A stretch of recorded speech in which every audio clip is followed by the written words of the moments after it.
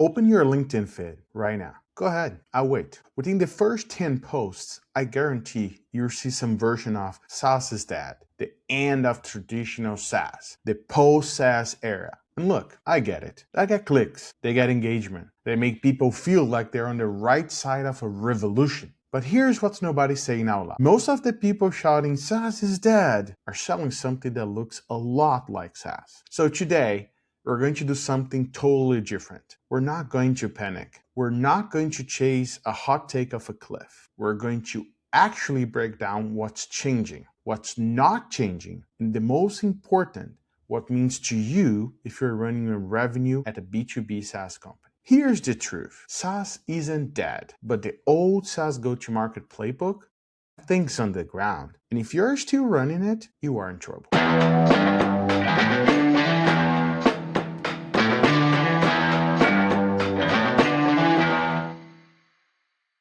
Welcome to the Wolfpack Power, the show for founders and operators who want revenue, not theory. I'm Paulo Veloso, and I help many startups grow from 0 to millions. And I'm here to help you. All right, let's get started. Let's give credit where it's due. The SaaS is dead narrative didn't come from nowhere. There are real forces in play here. And if you're a founder or a revenue leader, you need to understand them so you don't panic, so you can position yourselves on this new revolution. Force number 1, AI is reshaping what software does. When an AI agent can do things that your SaaS tool used to help humans with, the value proposition changes overnight. And your customers aren't buying seats anymore. They're buying outcomes. If your product cannot articulate an outcome, you're getting unbundled by an agent that can do that today. And that brings me to force number 2.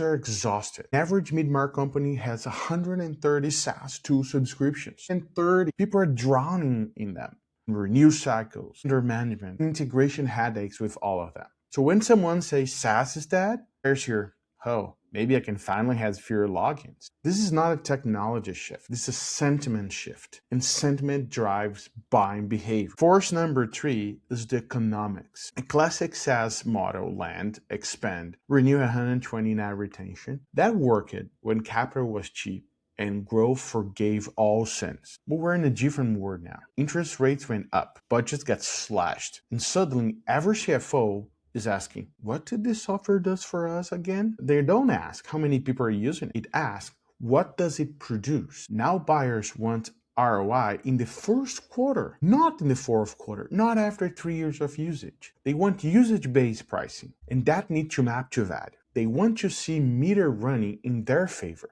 And the old change for like, okay, I'll charge you per set to grow with your company, that model is starting to feel like a gym membership that I usually personally don't use. And this connects to something way bigger in my point of view, guys. The public SaaS market has been sending a message for over 2 years now. Multiples has compressed. If you look at the latest, the 2021s, you see it 40x revenue darlings. Now, they're only trading at tops. So the market isn't saying software is over. It's just saying we're done paying a premium for growth without efficiency. That's a complete different message than SaaS is dead. But the LinkedIn crowd does not do nuance, right? So force number 4 is the one that doesn't get enough airtime, but I want to talk a lot about it. Consolidation is real. Buyers don't want 10-point solutions. They want 3 platforms that makes everything easier. The best of the breed area isn't over, but it's being pressure tested hard. If you're selling standalone tools right now, that does one thing. You better do it 10 times better than the platform that bundles it for free. And with AI leveling the future play field, that's harder, even harder. So let me really clarify. The SaaS is dead? No, but the lazy version is SaaS is. The version that says build it. Slap a subscription into that product, hire 50 BDRs, and let it rip. That version is absolutely, unequivocally done. And honestly, good riddance. Because what's replacing it is way better for everyone, especially the operators who know how to adapt. So let's get specific. If you are a CRO, VP of sales, you don't need philosophy. You need to know what's top to do and what double down doing. So let me break it down for you, because this is my 2 cents here. What's dying? What's dying is the volume first go-to-market motion. The playbook of more apps, more dials, more emails, more pipeline. That's hits a wall. Nobody, because of outbound, is that. Nobody sees that. It's not. But because the signal noise ratio has collapsed, everyone prospects inbox is full, and all full with AI generated sequences that all looks the same. Every decision maker has a gatekeeper, a spam filter, and a zero patience right now. I talked to CISO last month and who told me like, dude, I get 40 to 50 cold outbound emails a day from vendors. 40 to 50 a day. And they all start with, I notice your company is growing. Are you concerned with X risk? He deletes every single one of them. Not because the products are bad, but because the approach is indistinguishable from spam. If your go-to-market is built on volume, you're bringing a megaphone to a library. You're loud, and everybody hates you. So that brings me to number 2 for you today. What's dying? What's dying is the feature comparison sale. Oh my gosh, that one is hard. Sales come and say, I have 47 features. They have 42. Therefore, cuz. Nobody cares. Nobody cares. In a world where AI can replicate features in weeks or days, the feature mod is gone. If your sales team is still leading with the feature matrix, they're fighting last year's war. And here's what makes it worse. The feature compare sales actually trains buyer to commoditize you. You're literally, I'm going to say it again, you literally teach them to evaluate you on a checklist. You are doing that. And guess what? It happens when everyone shows up with the same checklist plus a lower price. You're going to lose. You beat the weapon and your competitors are using against you. So please stop doing feature comparison sale. And last but not least, what's dying is the department silo go-to-market organization. Marketing generate leads. SDR qualifies them. AE close them. CS retains them. Neat boxes, clear handoffs. Everybody has their own number. Except the buyer doesn't experience it that way. The buyers experience a disjoint mess where they repeat themselves 4 times. They repeat themselves 4 times. They repeat themselves 4 times. And they repeat themselves 4 times. Is that funny? It's not.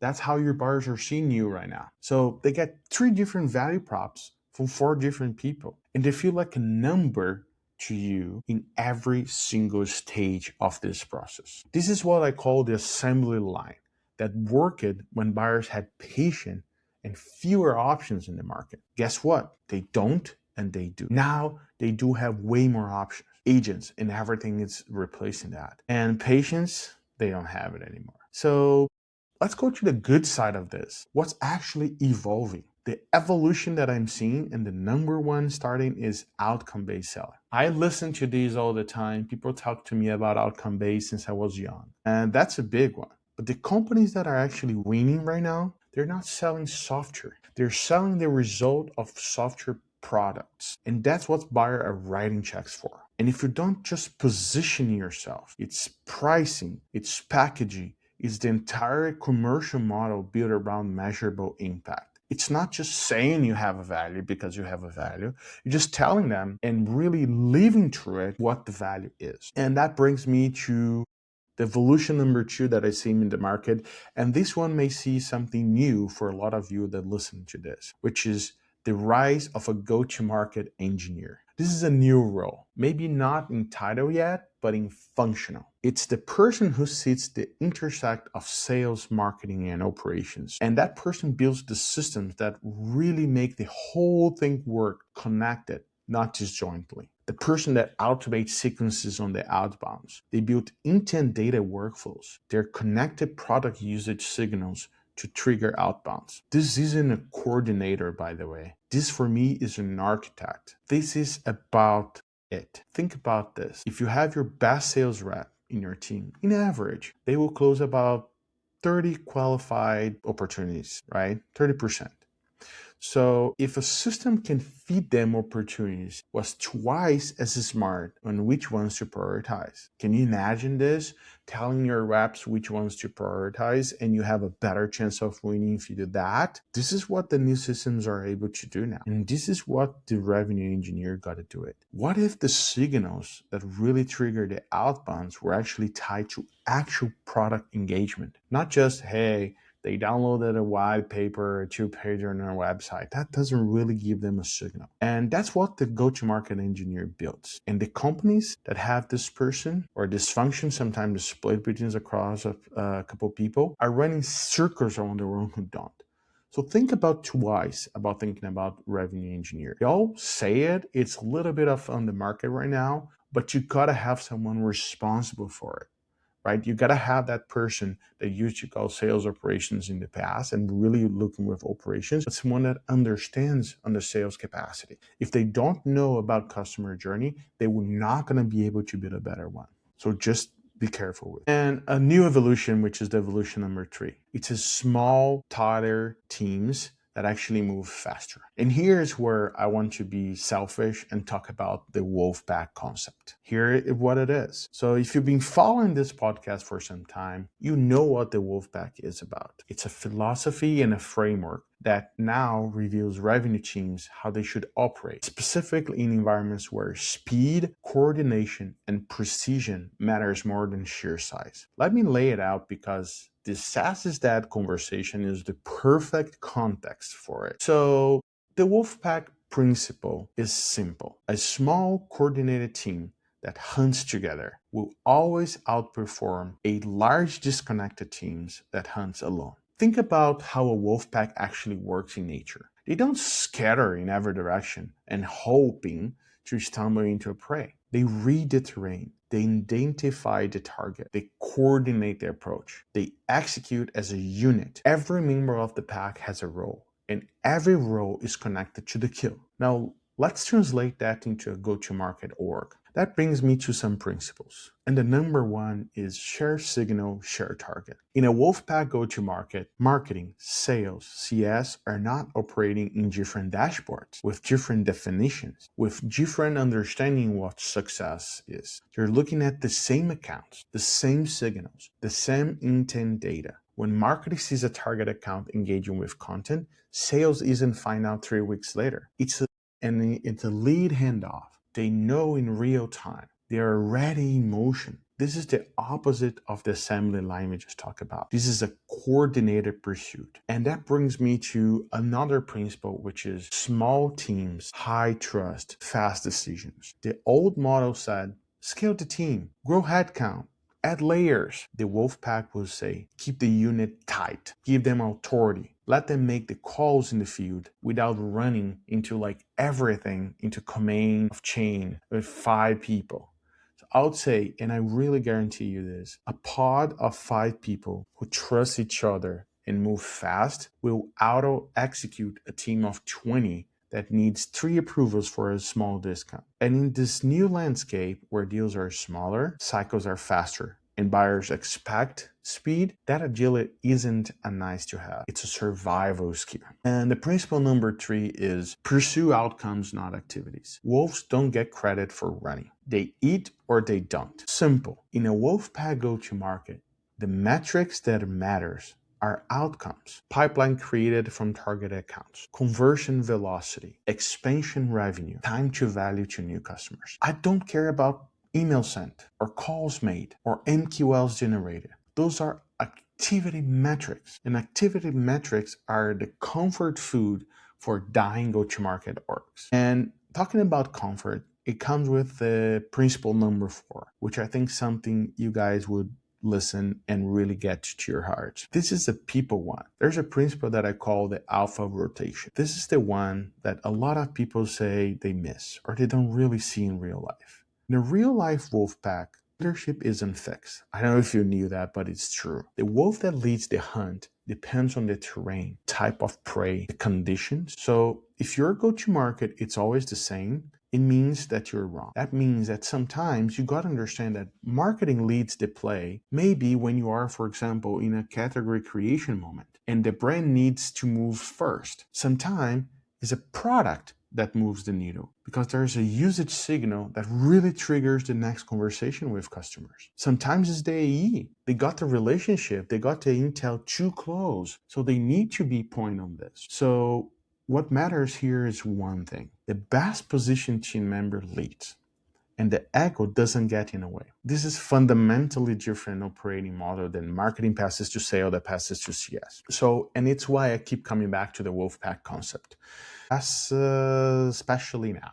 So, because here's the thing about the SaaS is that moment. It's actually a compression event. The marketing is compressing. Fewer vendors will survive. Budgets are tighter. Buyers are more selective. And in any compression event, the lean, coordinated, outcome-oriented teams always wins. The bloated, siloed, activity-obsessed teams always lose. Guys, this isn't theory. Look at the companies growing right now, really growing. I helped so many companies grow, and this concept has been applied before, and it's something that really works. But you got to look at the ones that are really growing, not just raising inflated valuables out there. All those have something in common. They have small go-to-market teams. They have tight alignment between product and revenue. They measure what matters. They move fast. They are wolf packs. And the company shrinking, they're the ones with 200 sales orgs, 4 layers of management, a marketing team that doesn't even know who sales is, and a CS team that only finds out about churn when the invoice comes back. The market is choosing, and it's choosing the wolf pack. All right, so let's get tactical. If you are a revenue leader, listen to this. Here's what I think I will be doing right now. Not next quarter. I'm urging you to do next Monday. First thing I want you to do is audit your team structure against the Wolfpack model. Draw your go-to-market org in a whiteboard. Do that.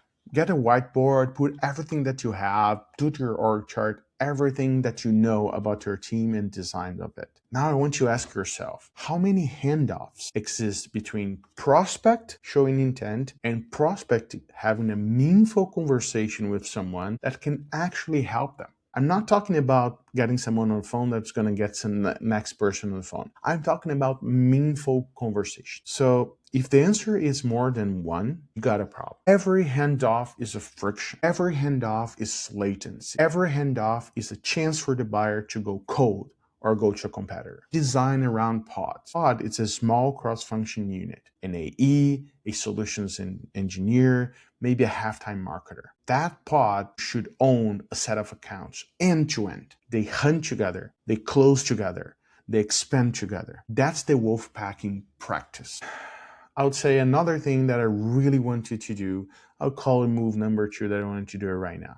You write your value proposition around outcomes, not features. So I want you to do this exercise for me. Article 1. Sit down with your top 3 AEs. If you only have one AE, sit down with him. If you don't have 3, go for as many as you can. And ask them this question. What's the number 1 reason customers buy from us? If the answer are about features, you got work to do, my friend. If the answer are about outcomes, for example, they buy because they reduce X by Y in a Z time frame, then you're in good shape. Now takes whatever that outcome is and makes it a centerpiece of everything. Your outbound sequences, your landing pages, your first call back, your pricing pages, outcome first everywhere. So if you're not obsessed with outcome, don't start playing this. All right, move number 3, and that's the reason I'm calling 3. There are 3 things. Move 3, Q3 metrics that are tracking that doesn't matter. Next thing that I want you to do to become a Wolfpack organization is very simple. And that sounds a little bit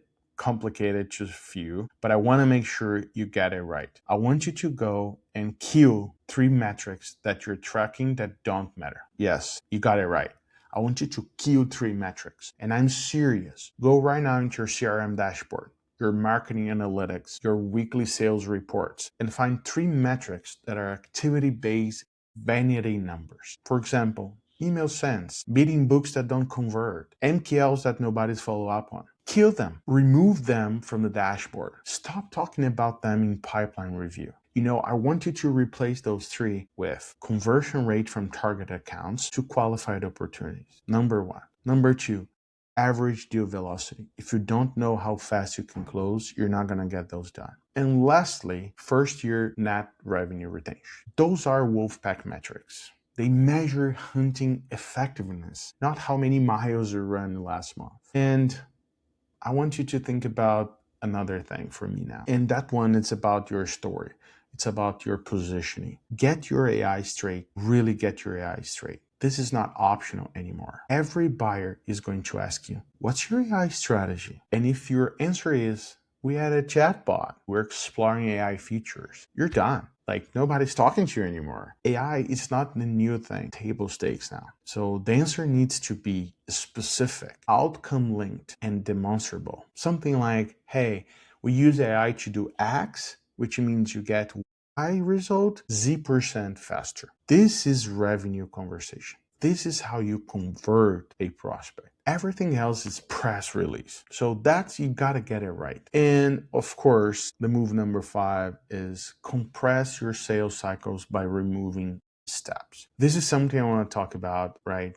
And it's something that I'll have a full episode on this later, which is go through your sales process right now. Every stage, every step of those require a meeting. Now I want you to ask which one of those exists because they help the buyer and which ones exist because they help you. The ones that help you but do not help the buyer, guess what? Cut them. You don't need that step. The buyer doesn't need a second demo. The buyer doesn't need a mutual evaluational plan. The buyer doesn't need to understand the outcome. They need to understand what they're getting out of this conversation. Every step should have a purpose, that is having the buyer transitioning to a customer. And if that prospect does not convert and you don't use your steps to do that, you're doing wrong. They need to see value.